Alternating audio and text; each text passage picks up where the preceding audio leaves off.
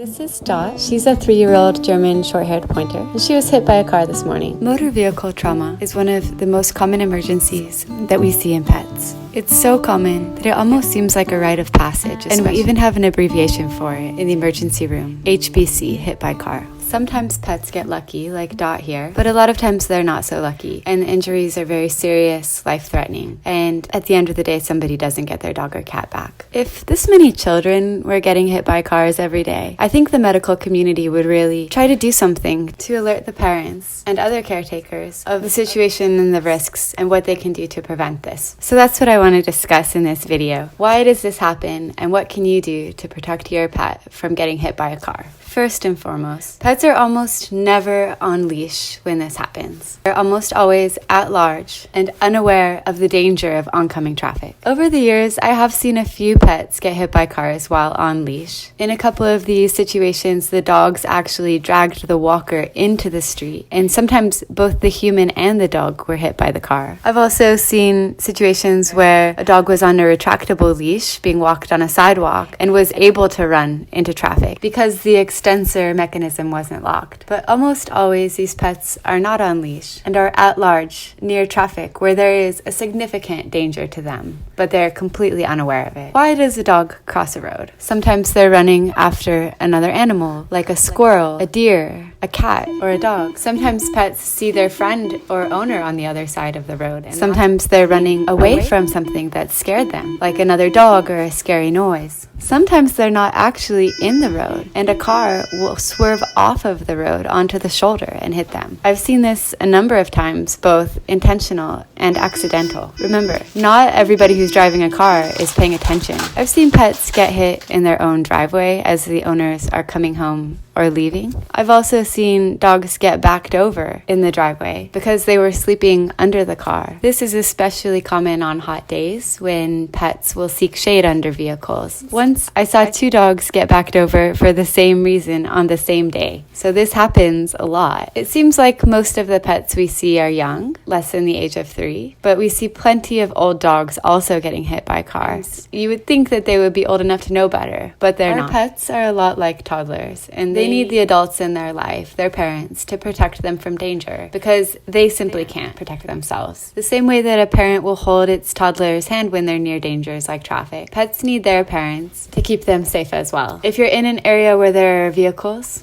have your pet on a leash. Dog or cat, doesn't matter. Make sure that the leash, collar, or harness are securely fastened and that your pet can't slip out of it, because that happens too. Where I grew up, we didn't really keep our dogs on leashes. It just wasn't how things were done. And I had to learn the hard way that leashes are really there to protect our pets. It's not about rules. Make sure that the pet can be sufficiently controlled by the person who is walking them. Teach them as much as you can about traffic and the importance of staying on the sidewalk, in the crosswalks, stopping before you reach a street. And even with the most perfectly trained pet, don't ever let your guard down. When you're backing in and out of the driveway, always check behind your car and underneath and make sure that there's nobody hiding in your blind spot. Drive very slowly and roll the window down so that you can hear everything. Make sure that if you're leaving your pet outside, that they have a fenced yard and that the fence is functional at all times. Check the fences regularly for any holes or weaknesses. Make sure that your fence is tall enough for that individual pet. A lot of pets can jump over their fence easily, and some of these end up in the emergency room too. This is a huge problem in the veterinary emergency room, and it's way too common. Do everything possible to prevent your pet from getting hit by a car. Next, ask yourself, if I have a big emergency like this with my pet, am I prepared? Have I taken a pet first aid course? Do I know what to do and how to respond appropriately? If the answer is no, put that on your to-do list today. Most importantly, are you financially prepared for an emergency with your pet? This is the biggest shock to pet owners that come in with emergencies like hit by car. The cost of medical care in an emergency can be astronomical, and the more serious the injuries are, the more the cost will escalate. Even something as simple as a broken arm requires surgery, and pet owners are usually looking at thousands of dollars, even for something that simple. Pets with life-threatening injuries require true heroics, sometimes blood transfusions, multiple surgeries, days or weeks in ICUs. Those can cost tens of thousands of dollars. If you want to see some examples, all you have to do is go on GoFundMe and type in vet, and you'll see the types of emergency vet bills that that pet owners all around the country are looking at because they weren't prepared for the costs of medical care in an emergency. The cost of the medical bills and the owner's preparedness for paying those is one of the biggest factors determining outcomes. The patients whose owners cannot pay the medical bills, unfortunately, do not get adequate medical care. And this is truly heartbreaking for everybody, not just the owners, but for those of us who work in this profession. The best thing that you can do as a pet owner is to have good medical insurance. There are a lot of companies out there, so do your research. Medical insurance and people. The coverage for every company is different, and some of them have a lot of fine print, and they won't really have your back if you need help in an emergency. On the other hand, some of these companies are truly amazing